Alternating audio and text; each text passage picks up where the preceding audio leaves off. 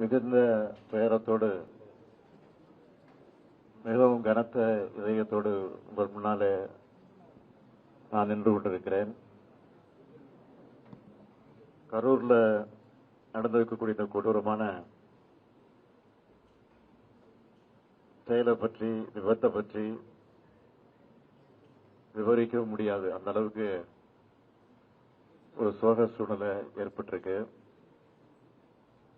அதை பத்தி விவரமா சொல்லக்கூடிய மனசு கூட என்னுடைய மனசுல இடம் கொடுக்கல. அந்த அளவுக்கு நானும் வேதனையில் இருக்கிறேன். நேற்று இரவு ஒரு 7:45 மணி அளவுக்கு சென்னையில அதிகாரிகளோடு கலந்து பேசிக் கொண்டிருந்த போது கரூர்ல இப்படி ஒரு சம்பவம் ஏற்பட்டிருக்கு. கூட்ட நெரிசல்ல மூச்சுத்திணறல் ஏற்பட்டு பல பேர் மூச்சுத்திணறலுக்கு ஆளாகி மருத்துவமனைக்கு அழைச்சிட்டு போறாங்க அப்படின்னு ஒரு செய்தி எனக்கு கிடைச்சது. செய்தி கிடைச்ச உடனே இந்த கரூர் தொகுதியினுடைய சட்டமன்ற உறுப்பினர் முன்னாள் அமைச்சர் செந்தில் பாலாஜியோடு நான் தொடர்பு கொண்டு இந்த மாதிரி செய்தி கேள்விப்பட்டேன், உண்மையா, உடனடியாக நீங்க மருத்துவமனைக்கு போங்க, போய் என்னன்னு பாருங்கன்னு சொன்னேன். அதுக்கப்புறம் கலெக்டர் இடத்துலையும் தொடர்பு கொண்டு நான் கேட்டபோது அவரும் சில விஷயங்கள் எல்லாம் சொன்னாரு. அடுத்த 5 நிமிடங்கள்ல மருத்துவமனைக்கு எடுத்து சொல்லக்கூடக்கூடிய முதல்ல 4-5 பேர் அழைத்துக்கிட்டு போயிருக்காங்கன்னு செய்தி வந்துச்சு.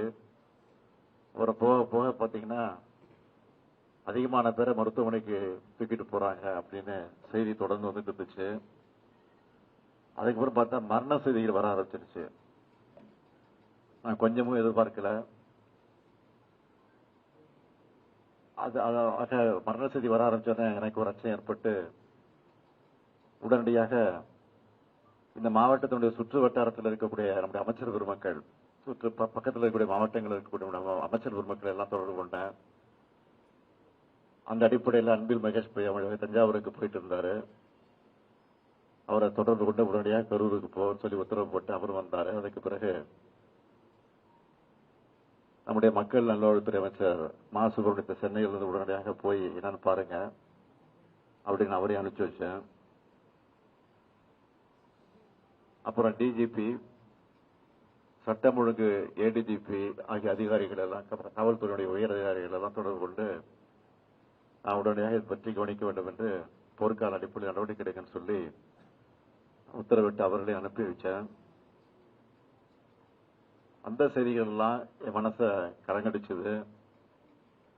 அதுக்கு பிறகு உடனடியாக நான் தலைமைச் செயலகத்துக்கு போய் அங்க நம்முடைய மூத்த அமைச்சர் துரைமுருகன் அவர்கள், நேரு அவர்கள், வேலு அவர்கள் அமைச்சர்கள் சென்னையில் இருந்தாங்க. அவங்களையும் கூப்பிட்டுட்டு தலைமைச் செயலகத்துக்கு போயிட்டேன்.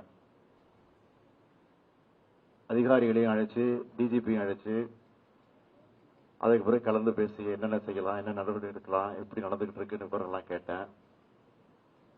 எல்லாரையும் முக்கியமான பல்வேறு மாவட்டங்களில் இருக்கக்கூடிய மாவட்ட ஆட்சித்தலைவர்கள், அதிகாரிகள், கரூரை ஒட்டி இருக்கக்கூடிய 5-6 மாவட்டங்களில் இருக்கக்கூடிய அரசு அதிகாரிகள் எல்லாம், மருத்துவர்கள் எல்லாம் உடனடியாக அந்த பகுதிக்கு கரூருக்கு போகும்படி உத்தரவிட்டு அவங்க எல்லாம் வந்து சேர்ந்திருக்கிறாங்க. அதெல்லாம் விசாரிச்சேன். ஆக இப்படிப்பட்ட நேரத்தில் பொதுமக்களும் ஒத்துழைப்பு தர வேண்டும் என்று நான் கேட்டுக்கொண்டிருக்கிறேன். அது சம்பந்தமா அறிக்கையும் வெளியிட்டிருக்கிறேன். பெரும் துயரத்துக்கு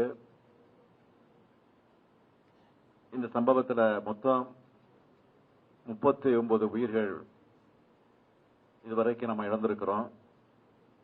இதுல ஆண்கள் 13 பேர், பெண்கள் 17 பேர், ஆண் குழந்தைகள் 4 பேர், பெண் குழந்தைகள் 5 பேர். ஒரு அரசியல் கட்சி நடத்தின கூட்டத்தில் இத்தனை பேரை இழந்த துயரமான சம்பவம் என்பது இதுவரை நடக்காதது, இனிமேல் நடக்கக்கூடாதது. மேலும் 51 பேர் தீவிர சிகிச்சை பிரிவில் அனுமதிக்கப்பட்டு சிகிச்சை பெற்றுக் கொண்டிருக்கிறாங்க. அதுல 26 பேர் ஆண்கள், 25 பேர் பெண்கள். இவங்க எல்லாரும் விரைவில் குணமடைந்து நலமடைந்து விரைவில் வர வேண்டும் என்று நான் நம்புகிறேன். வருவார்கள் நிச்சயமாக நான் நம்புகிறேன்.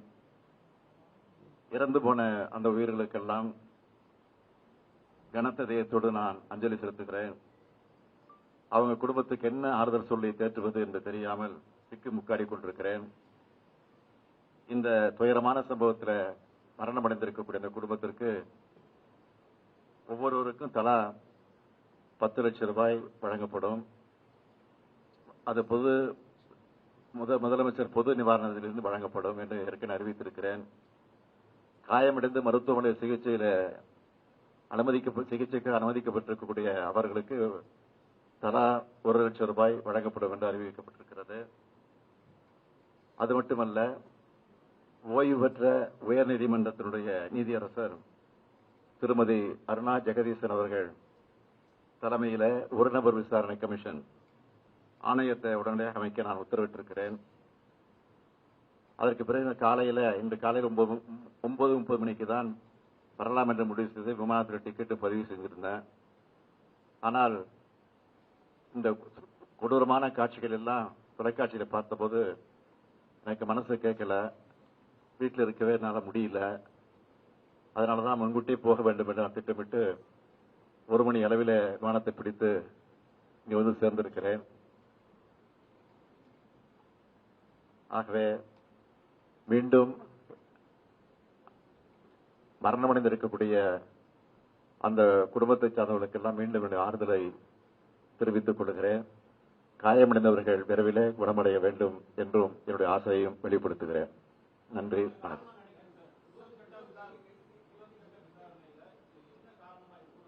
அதுக்குதான் உயர்நீதிமன்றத்தினுடைய ஓய்வு பெற்ற நீதிபதி தலைமையில ஆணையம் அமைக்கப்பட்டிருக்கு. அந்த ஆணைய விசாரிச்சு முழுமையா சொல்லும். இதுக்கிடையில நீங்க கேட்கிற மாதிரி அரசியல் நோக்கத்தோடு எதையும் சொல்ல நான் விரும்பல. திருப்பி தான் சொல்ல போறேன். ஆனா ஆணையம் அதுக்காக அமைச்சிருக்கிறோம். அந்த ஆணையத்தின் மூலமாக உண்மை வெளிவரும். அந்த உண்மை வெளிவருகிறவர் நிச்சயமாக உரிய நடவடிக்கை எடுக்கப்படும். ஆணையம் சொல்லுகிற அந்த அறிக்கையின் அடிப்படையில உரிய நடவடிக்கை எடுக்கப்படும். யார் கைது செய்யப்படுவார், யார் கைது செய்ய மாட்டார், நீங்கள் கேட்கிற எந்த இடத்தோடு கேட்கிறீங்களோ அதுக்கெல்லாம் நான் உட்படுவதற்கு தயாராக இல்லை.